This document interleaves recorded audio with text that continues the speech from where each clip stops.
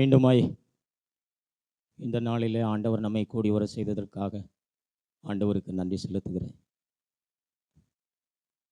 நாம் எல்லாருமே பூமிக்குரிய விஷயங்கள் அப்படின்னு சொல்லும் பொழுது ரொம்ப கவனமாக இருக்கிறோம். நல்லது. ஆனால் ஆவிக்குரிய காரியம்னு வரும்பொழுது அதை விட அதிகமாக கவனம் நமக்கு இருக்கணும்.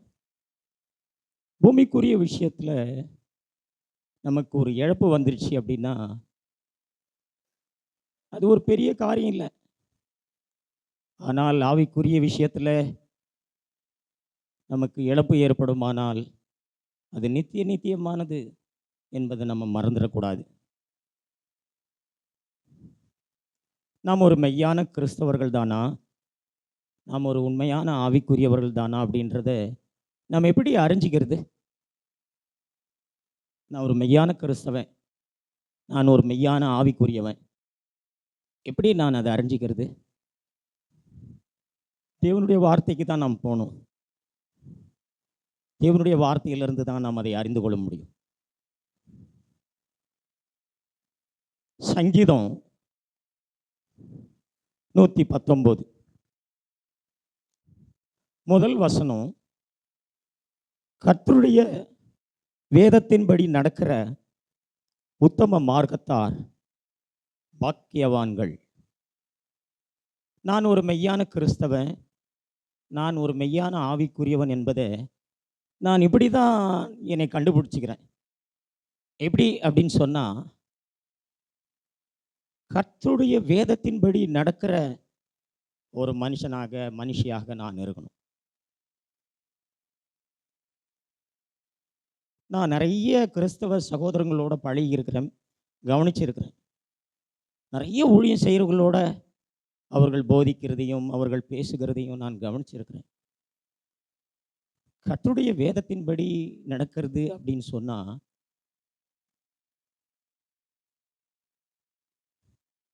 ஒருவன் இயேசுவை விசுவாசித்து அவரை ஏற்றுக்கொண்டு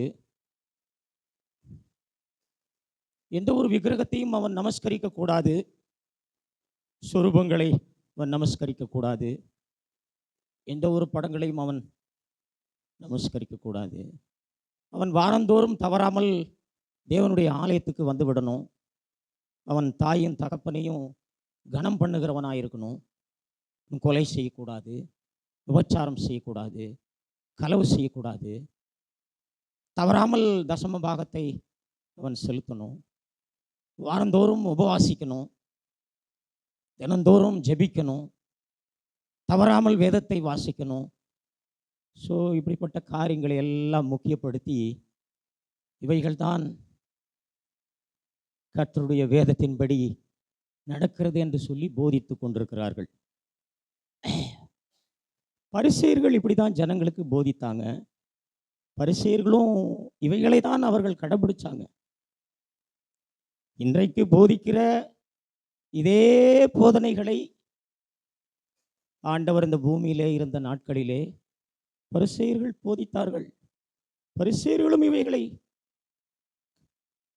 கை கொண்டார்கள்.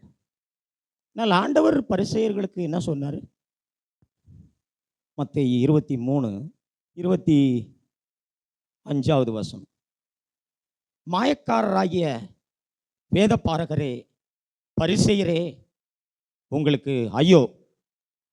போஜனபான பாத்திரங்களின் வெளிப்புறத்தை சுத்தமாக்குகிறீர்கள், உட்புறத்திலோ அவைகள் கொள்ளையினாலும் அநீதத்தினாலும் நிறைந்திருக்கிறது.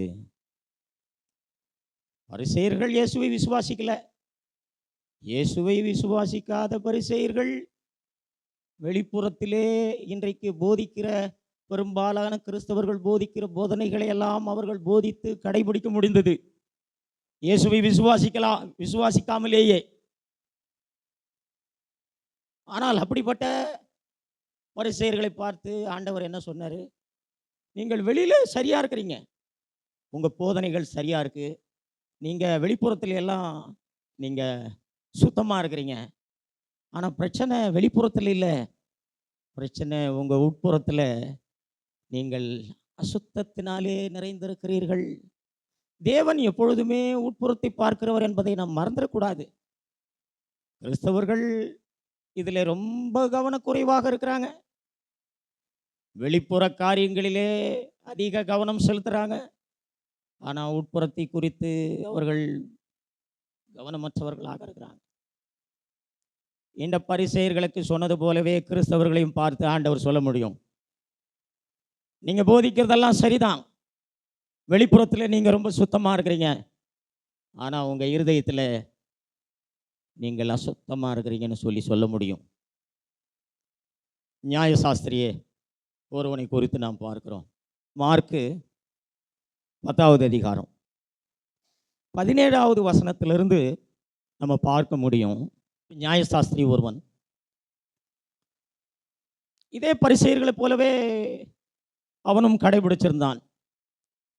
அவன் சிறு வயதிலிருந்து கடைபிடிச்சிருந்தான். ஆனால் ஆண்டவர் அவனை பார்த்து சொன்னார், உன்னிடத்தில் இன்னும் ஒரு குறைவு இருக்குது அப்படின்னு சொன்னார். ஏன் ஆண்டவர் அப்படி சொன்னார்? நீ கடைபிடிச்சிக்கிட்டு இருக்கிற இந்த புறம்பான கற்பனைகள், இந்த புறம்பான கட்டளைகள் எல்லாம் பரிபூர்ண வாழ்க்கைக்கு உன்னை வழிநடத்த முடியாது. இவைகளெல்லாம் பூரணமான வாழ்க்கைக்கு உன்னை வழிநடத்த முடியாது. இந்த மாதிரி வெளிப்புறமான காரியங்களை நீ இதை காட்டிலும் அதிகமாய் நீ செய்திருந்தாலும் இவைகள் ஒன்று கூட உன்னை பரிபூர்ணமான வாழ்க்கைக்கு உன்னை என்ன பண்ணாது, வழி நடத்தாது. ஆகவே தான் அந்த நியாயசாஸ்திரி பார்த்து ஆண்டவர் சொன்னார், உன்னிடத்திலே ஒரு குறைவு இருக்கு. இன்றைக்கு இப்படிதான் நாம் கிறிஸ்தவர்களாகிய பெரும்பாலானவர்கள் போதித்து கொண்டிருக்கிறோம். நம்மையும் பார்த்து ஆண்டவர் சொல்வார், நியாயசாஸ்திரிகளை காட்டிலும் நீங்கள் அதிகமான காரியங்களை புறம்பாக நீங்கள் செய்து கொண்டிருக்கலாம், ஆனால் புறம்பாக இருக்கிற ஒரு காரியம் கூட உன்னை பரிபூர்ணமான வாழ்க்கைக்கு வழி நடத்த முடியாது. நியாயசாஸ்திரிக்கு சொன்னது போலவே நமக்கும் சொல்வார். என்ன சொல்வார்? உன்னிடத்தில் இன்னும் குறைவு இருக்கு. பரிபூர்ண வாழ்க்கைக்கு இவைகளெல்லாம் பிரயோஜனப்படாது. பரிபூர்ண வாழ்க்கைக்கு இவைகளெல்லாம் பயன்படாது. சகோதரனே, இவைகளெல்லாம் அவர்கள் எங்கிருந்து போதிச்சாங்க? வேதத்திலிருந்து கற்று போதிச்சாங்க. பெரும்பாலான கிறிஸ்தவர்கள் அவர்கள் எங்கிருந்து போதிக்கிறாங்க? இதே வேதத்திலிருந்து கற்று அவர்கள் போதித்து கொண்டிருக்கிறார்கள். இதற்காக வேத கல்லூரிக்கு சென்று போய் படித்து இவைகளையெல்லாம் கற்று இவைகளையெல்லாம் போதித்து கொண்டிருக்கிறார்கள். பரிசேயர்கள் இதை எங்க கற்றுக்கொண்டாங்க? இதே வேதத்திலிருந்து தான் அவர்களும் கற்று போதித்தார்கள். நியாயசாஸ்திரி எங்க இதை கற்றுக்கொண்டான்? இதே வேதத்திலிருந்து தான் கற்றுக்கொண்டு இவைகளையெல்லாம் போதித்து கை கொண்டிருந்தார்கள். ஆனால் இதே வேதத்திலிருந்து கற்று கை கொண்டு போதித்த ஜனங்களை பார்த்து தான் ஆண்டவர் சொன்னார், மாய்மாலக்காரனே, இன்னும் முன்னிடத்தில் என்ன உண்டு? குறைவு உண்டு. சரி, இப்போ நம்ம மற்ற கிறிஸ்தவர்களை விட்டுருவோம், பரிசேயர்களை விட்டுருவோம், நியாயசாஸ்திரியை விட்டுருவோம், நம்ம இடத்துல நாம் வருவோம். இந்த இடத்துல நாம் வார வாரம் கூடி வர்றோம். இங்கே ஒவ்வொரு செய்திகளையும் நாம் கேட்குறோம். நாம் வேதத்தின்படி நடக்கிறவர்கள் அப்படின்னு சொன்னால் நாம் எப்படி அறிஞ்சு வச்சிருக்கிறோம்? நீங்களும் நானும் இவற்றை எப்படி அறிந்து வைத்திருக்கிறோம்? உண்மையாகவே இதை நீங்கள் பரிசேயரை விட, இன்றைக்கு இருக்கிற கிறிஸ்தவர்களை விட, நியாயசாஸ்திரியை விட மேன்மையாக நீங்கள் அறிந்து கொண்டிருந்தால் நீங்கள் மறுபடியும் பிறந்தவர்கள், நீங்கள் ரட்சிக்கப்பட்டவர்கள். ஆனால் நான் இதை சொல்றதுக்காக வருத்தப்படுறேன். உங்களை வருத்தப்படுறதுக்காக நான் சொல்லலை.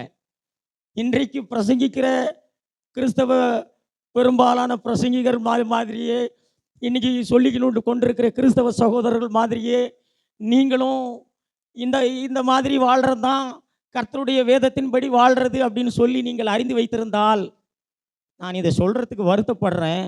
நீங்கள் மறுபடியும் பிறக்க வேண்டியதற்காக ஆழமாய் மனம் திரும்ப வேண்டியது இருக்கு. சகோதரனே, நான் உண்மையாக மனம் திரும்பியிருந்தால், நான் உண்மையாகவே மறுபடியும் பிறந்திருந்தால், நான் ரட்சிக்கப்பட்டிருந்தால், எனக்கு இந்த வசனம் எதை சொல்லுகிறது தெரியுமா? நான் உங்களுக்கு காண்பிக்கிறேன். கர்த்தருடைய வேதத்தின்படி நடக்கிறவர்கள் என்று சொன்னால், ரட்சிக்கப்பட்ட உங்களுக்கும் எனக்கும், மறுபடியும் பிறந்த உங்களுக்கும் எனக்கும் இந்த வசனம் எதை சொல்லுகிறது தெரியுமா? 1 யோவான் 2வது அதிகாரம் 6வது வசனம். அவருக்குள் நிலைத்திருக்கிறேன் என்று சொல்லுகிறவன் அவர் நடந்தபடியே தானும் நடக்க வேண்டும். இதுதான் அந்த வசனத்தினுடைய கிறிஸ்தவர்களுக்கான வசனம். இதுதான் கர்த்தருடைய வேதத்தின்படி நடக்கிற உத்தம மார்க்கத்தார் என்று சொன்னால், நான் மறுபடியும் பிறந்தவன், நான் கிறிஸ்துவுக்குள்ளாக இருக்கிறேன் என்று சொன்னால், இதுதான் உங்களுக்கும் எனக்கும் சொல்லப்பட்டிருக்கிறது. இந்த பூமியிலே இயேசு கிறிஸ்து எப்படி நடந்தாரோ அதே போல நாம் நடக்க வேண்டும். இயேசு கிறிஸ்து இந்த பூமியிலே எப்படி நடந்தாரு? இயேசு கிறிஸ்து இந்த பூமியிலே எப்படி நடந்தாரு?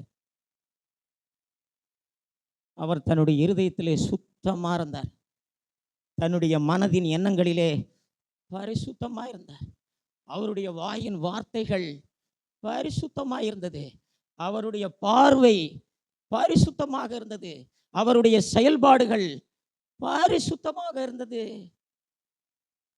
இயேசு கிறிஸ்துவை போல வாழ்வது என்று சொன்னால், என் இருதயத்தின் நோக்கமெல்லாம் இயேசு கிறிஸ்துவினுடைய நோக்கத்தை போலவே இருக்க வேண்டும். என்னுடைய மனதின் எண்ணங்களெல்லாம் இயேசு கிறிஸ்துவின் எண்ணங்களைப் போலவே இருக்க வேண்டும். என்னுடைய வாயின் வார்த்தைகளெல்லாம் இயேசு கிறிஸ்துவின் வார்த்தைகளைப் போலவே இருக்க வேண்டும். என்னுடைய கண்ணின் பார்வையெல்லாம் அவர் பார்த்தது போலவே நான் பார்க்க வேண்டும். என்னுடைய செயல்பாடுகள் எல்லாம் அவரை போலவே இருக்க வேண்டும். இதுதான் கர்த்தருடைய வேதத்தின்படி நடக்கிறவர்கள் என்று சொல்லி உங்களுக்கும் எனக்கும் சொல்லப்பட்டிருக்கிறது. சீஷர்கள் எங்க போய் கற்றுக்கொண்டாங்க? கர்த்தருடைய வேதத்தின்படி நடக்கிறதுக்கு அவங்க எங்க போய் கற்றுக்கொண்டாங்க? ஆண்டவரே கற்றுக் கொடுத்தார் அவர்களுக்கு. உங்களுக்கும் எனக்கும் ஆண்டவரே கற்றுக் கொடுக்கணும். கர்த்தருடைய வேதத்தின்படி நடக்கிறதுனா என்னன்னு சொல்லி அவரே கற்றுக் கொடுக்கணும். இத நடைமுறையில் தன்னுடைய சீஷர்களுக்கு ஆண்டவர் எப்படி அவரை போல வாழ்றது என்பதை அவர் காண்பித்ததை நான் உங்களுக்கு வாசிக்கிறேன். நம்ம எல்லாரும் மத்தேயு 14வது அதிகாரத்தை எடுத்துக்கலாம். 26வது வசனத்தில் பாருங்க. அவர் கடலின் மேல் நடக்கிறதை சீஷர்கள் கண்டு கலக்கமடைந்து ஆவேசம் என்று சொல்லி பயத்தினால் அலறினார்கள். உடனே இயேசு அவர்களோடு பேசி, திடன் கொள்ளுங்கள், நான் தான், பயப்படாதிருங்கள் என்றார். பேதுரு அவரை நோக்கி, ஆண்டவரே, நீரேயானால் நான் ஜலத்தின் மேல் நடந்து உம்மிடத்தில் வர கட்டளையிடும் என்றான். அதற்கு அவர் வா என்றார். அப்பொழுது பேதுரு படவில் இறங்கி இயேசுவினிடத்தில் போக ஜலத்தின் மேல் நடந்தான். சகோதரனே, நடைமுறையிலே இதை காண்பித்தார். இயேசுவை போல வாழ்கிற வாழ்க்கை என்பது கடல் மீது நடக்கிறது போல. இது மனிதனால் வாழ்கிற வாழ்க்கை அல்ல. இது மனிதனுடைய தரம் அல்ல, இது தேவனுடைய தரம். இந்த தரத்தை பிரமாணத்துக்கு கீழாக ஒருவர் கூட இந்த தரத்தை வாழ்ந்ததில்லை. அநேகர் இயேசு கிறிஸ்துவை போல வாழ வேண்டும் என்று சொல்லி இந்த சத்தியங்களை எல்லாம் ஒருவேளை அவர்கள் அறிந்து கொண்டிருந்தாலும் இப்படிப்பட்ட வாழ்க்கைக்குரிய விசுவாசம் அவர்களிடத்திலே இருப்பதில்லை. ஆகவே தான் இயேசுவை ஏற்றுக்கொண்டு, இயேசுவை போல எல்லாம் நாம் வாழ முடியாது, நமக்கு எளிதாக இருக்கிற அந்த பிரமாணத்தை பின்பற்றுவதே நமக்கு போதுமானது என்று சொல்லி அவர்கள் எங்கே திரும்பி போகிறாங்க? பிரமாணத்துக்கு போகிறார்கள். சகோதரனே, இயேசுவை போலவே நாம் வாழ முடியும் என்பதை நடைமுறையிலே தேவன் நிரூபித்து காண்பித்தார். இயேசுவை போலவே வாழ்கிற வாழ்க்கை என்பது அது தேவனுடைய தரம்.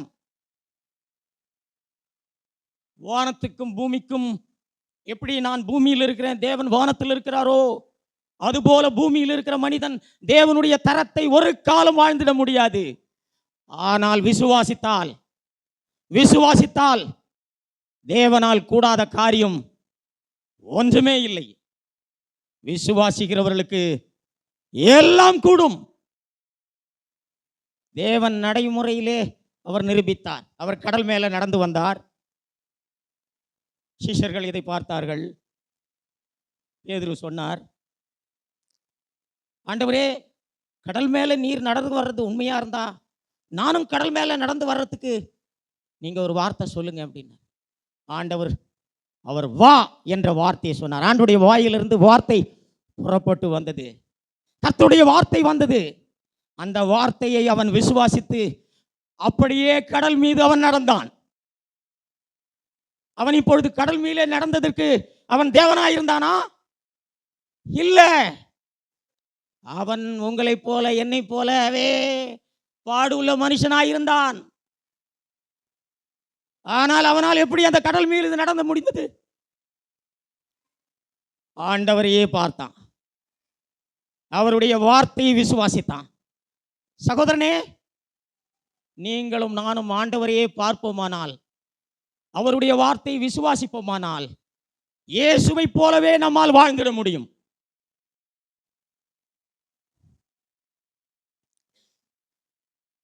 சகோதரனே, நாம் இயேசுவை பார்க்க வேண்டும்.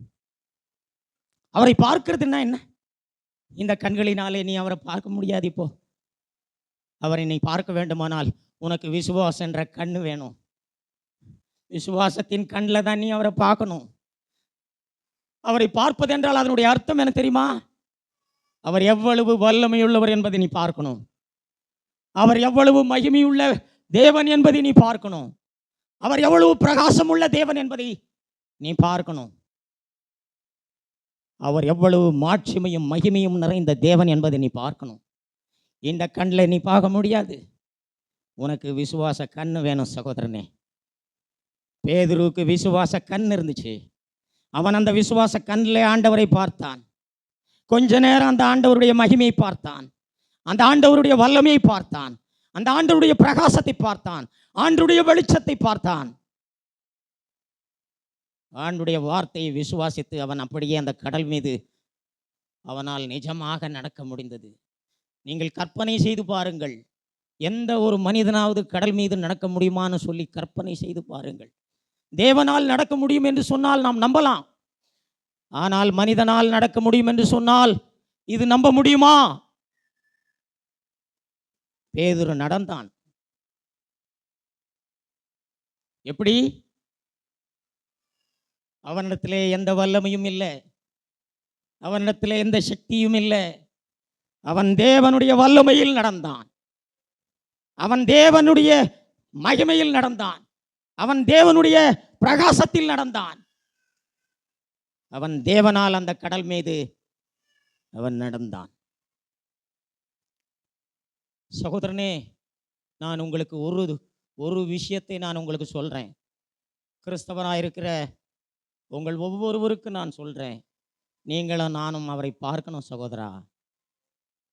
விசுவாச கண்ணில் அவரை பார்க்கணும் சகோதரனாய். நீ மாத்திரம் அவரை பார்த்து விட்டால், நீ இன்னைக்கு சொல்லி கொண்டிருக்கிற ஆண்டவரே நான் இப்படி வாழ்ந்து கொண்டிருக்கிறேன், ஆண்டவரே நான் இப்படி நடந்து கொண்டிருக்கிறேன், ஆண்டவரே உங்களுடைய கட்டளைகளை எல்லாம் நான் கை கொண்டிருக்கிறேன், ஆண்டவரே நான் உபவாசிக்கிறேன், ஆண்டவரே நான் தவறாமல் வேதத்தை வாசித்து கொண்டிருக்கிறேன், ஆண்டவரே நான் தவறாமல் ஜபித்து கொண்டிருக்கிறேன், ஆண்டவரே உமக்கு தசமபாகங்களை செலுத்தி கொண்டிருக்கிறேன். ஆண்டவர் சொல்வார், மாய்மாலக்காரரே, மாய்மாலக்காரரே, இவைகளெல்லாம் பரிபூர்ண வாழ்க்கைக்கு பயன்படாது சகோதரா.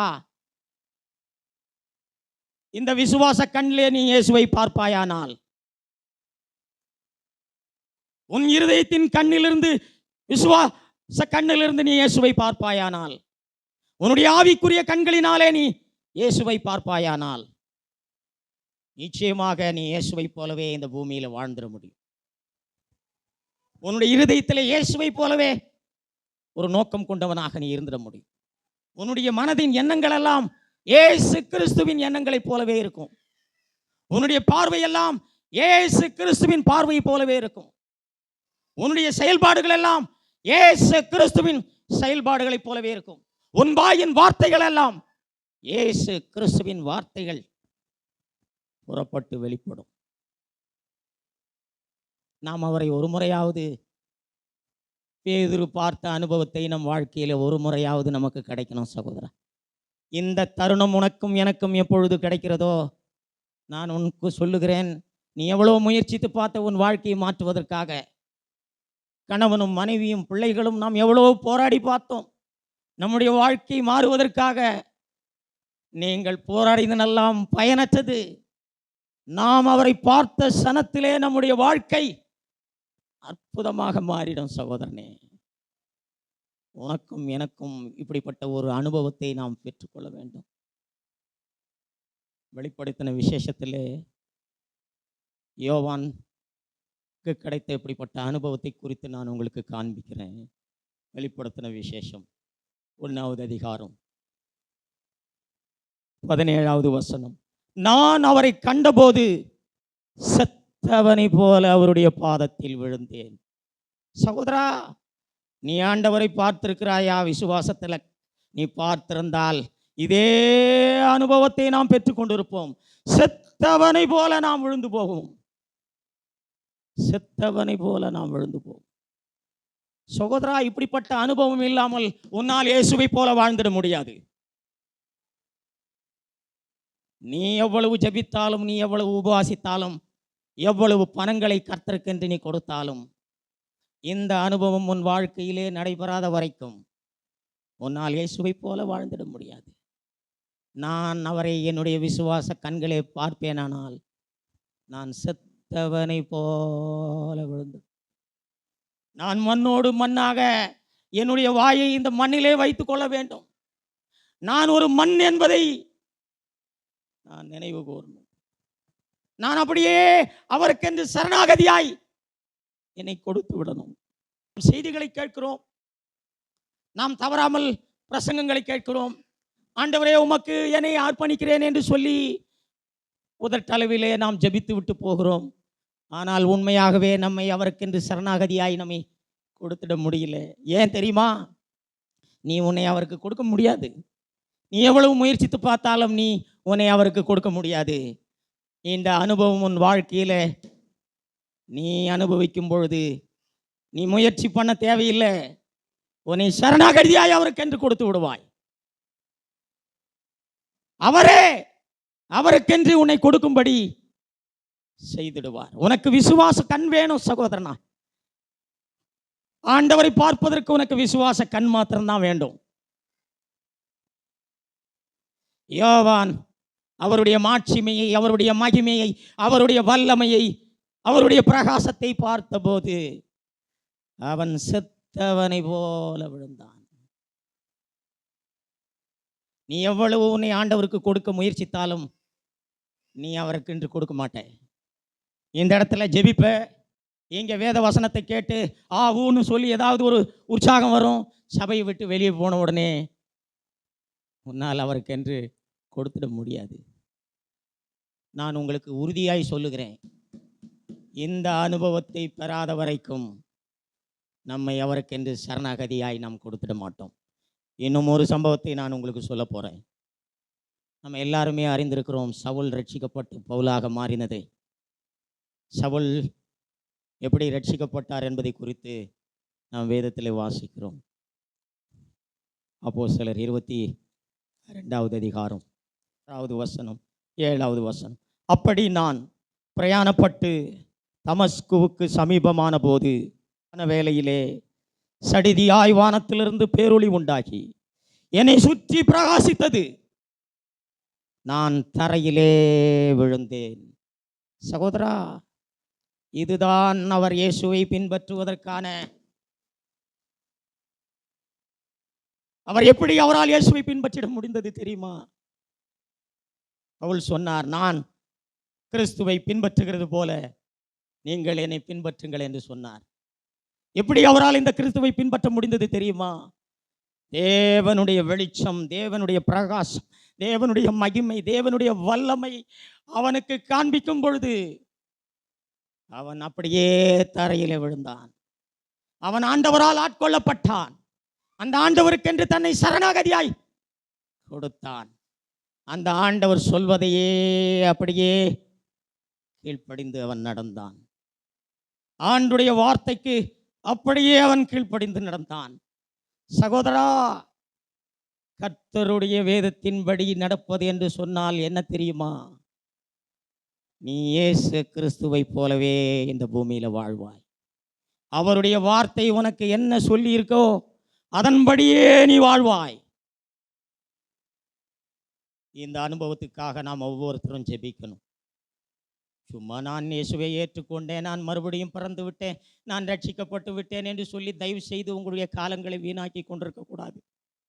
நான் என்னுடைய இருதயத்திலிருந்து இதை நான் உங்களுக்கு பேசி கொண்டிருக்கிறேன். 10 வருஷம் இந்த சபையிலே நீ உட்கார்ந்திருந்தாலும் சரி, இதை விட பெரிய சபையிலே நீ போய் உட்கார்ந்தாலும் சரி, நீ தவறாமல் ஆலயத்துக்கு வந்தாலும் சரி, இந்த அனுபவத்தை உன் வாழ்க்கையிலே நீ பெற்றுக்கொள்ளாத வரை, தேவனுடைய வெளிச்சம் உன் மீது படாத வரை, தேவனுடைய வல்லமை உன் மீது படாத வரை, தேவனுடைய மகிமை உன் மீது படாத வரை, உன்னால் உன்னை அவருக்கென்று சரணாகதியாய் கொடுத்திட முடியாது. சகோதரா, எனக்கு விசுவாசம் வேணும். அவருடைய வார்த்தையில் எனக்கு விசுவாசம் வேணும். நான் விசுவாசித்து அவர் சொன்ன வார்த்தையின்படியே என்னால் நடக்க முடியும் என்று சொல்லி நீ விசுவாசிப்பாயானால் இயேசுவை போலவே இந்த பூமியிலே நாம் வாழ்ந்திட முடியும். கிறிஸ்தவ சகோதரர்களே, உங்களுக்கும் எனக்கும் தேவன் வைத்திருக்கிற தரம் என்ன தெரியுமா? கொலை செய்யாத வாழ்க்கை அல்ல, விபச்சாரம் செய்யாத வாழ்க்கை அல்ல, தவறாமல் ஆலயத்துக்கு வருகிற வாழ்க்கை அல்ல, வாரந்தோறும் உபவாசிக்கிற வாழ்க்கை அல்ல, தினந்தோறும் இந்த வேதத்தை வாசித்து கொண்டே இருக்கிற வாழ்க்கை அல்ல, ஆண்டவருக்கென்று தவறாமல் காணிக்கைகளை கொண்டு வந்து கொடுக்கிற வாழ்க்கை அல்ல.